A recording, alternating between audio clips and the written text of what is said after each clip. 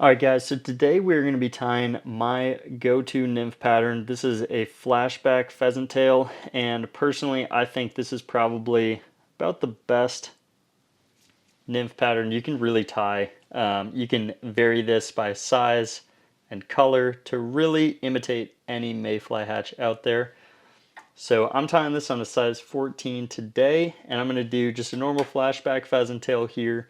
I'm using brown thread. Some people use red thread to give it a nice red collar, but personally I like a more natural appearance. So started my thread there, wrapped it towards the back. See, there's a little tuft on top so it's going to get covered up. So I'm right at the bend of the hook here, and the first thing I'm going to tie in is pheasant tail fibers. And these are, I probably have about 5 or 6 strands. It doesn't matter too much. Obviously, the smaller you tie this, the less strands you need. But go ahead, just catch those in, make sure they're right up on top. Do two wraps just to tie them on top. And then these are still pretty loose, so I can go ahead and pull forward to the length that I would really like, which is going to be maybe about half of the length of the body or so. I like a fairly long tail. Alright, so I've got that tied in. I can do a couple more wraps, and then go ahead, wrap forwards right up to the bead, and we're going to put in wire. And so I like to use a copper colored wire. I'm sure if you can really see that copper colored wire, I just think it gives it a really good appearance. This is the color combo that I personally like to do, kind of my go-to. So I'm tying this in along the back side of the hook here. I like to keep it along the side. It gives your nymphs a little flatter of a body profile.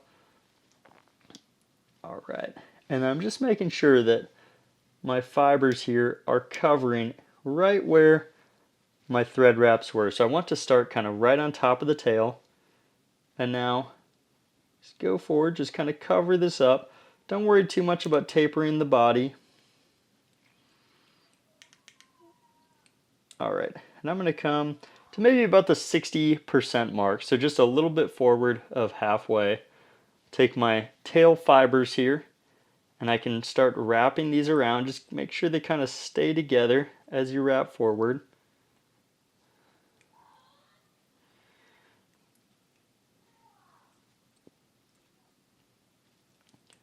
Wrap them all the way forward, and if they start to get a little small to try to wrap, you can go ahead and just use your rotary there to try to wrap them forward.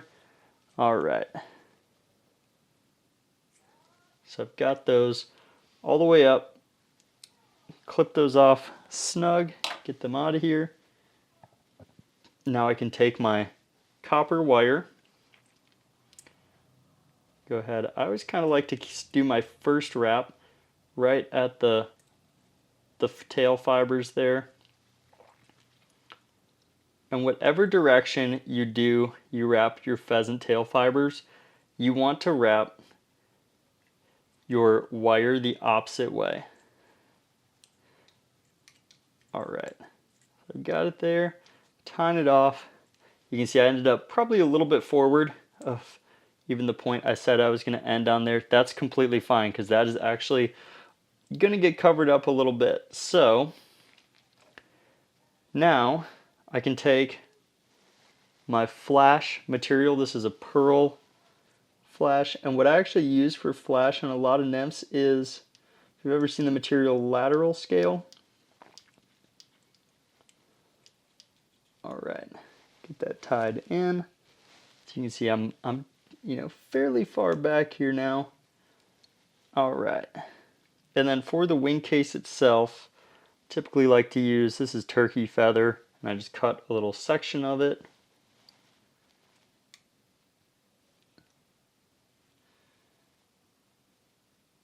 Get that tied in nice and tight. Make sure that is right up on the very top of my fly here.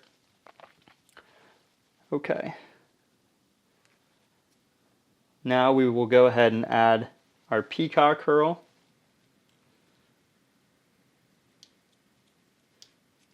Get that tied in here, and we can start wrapping this So just nice tight wraps, one in front of another here. You're almost palmering this like a hackle feather on a dry fly. And you can do a couple wraps right up at the collar to give yourself a nice thick thorax on this fly. And if you want a little thinner of a thorax, you can use closer to the tips of the peacock curl. But I personally like a pretty nice thick thorax there. Alright, so now I'll go ahead, I'm going to pull my turkey quill right up on top. Get that tied in. And I'm going to cut that as close to flush as I can. Do the exact same thing with right there with my flash. Just a couple of wraps. You don't want to build up too much of a collar here. And then same thing, just cut that kind of as tight as you can. Alright. Alright, and then we got that flash right up on top there. Last piece to this is we're going to add the legs to this fly. And you can do this with a couple different materials. Personally, I typically do it with more pheasant tail fibers. I just think it gives it kind of the look that you want it to have here.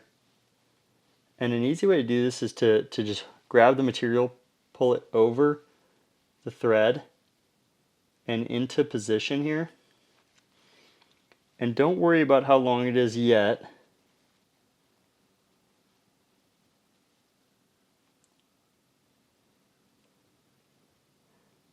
Just do 2 loose wraps.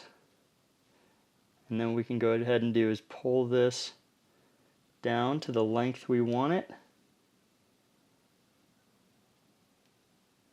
Alright.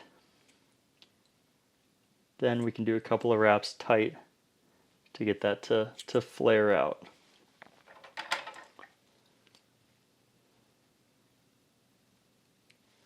Go ahead and get those cut off nice and tight. And so you can see that we got those nice legs right on the side, flaring out to the sides. And now I'll go ahead, do a whip finish.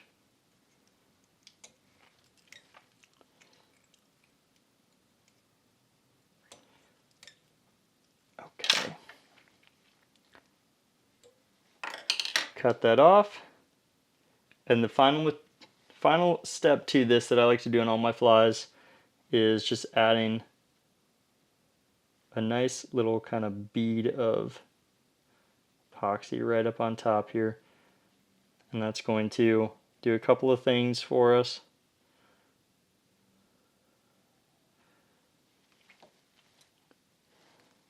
I like to make sure it's kind of a good size dab here. I don't like to go too small, that might be a little big. Alright, I would say that it's about good. Let it kind of even out. And what I love about adding one of these UV just kind of bubbles up on top is that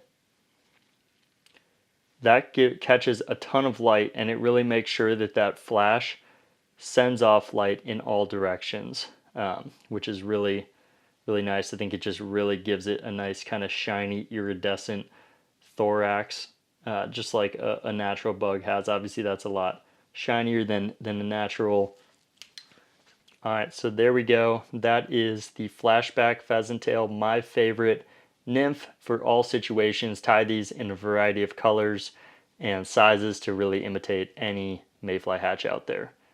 Tie a couple of these up. Let me know how they fish in the comments below. As always, drop me a comment. Let me know what fly I should go ahead and tie next. And thank you so much for watching. I will see you in the next one.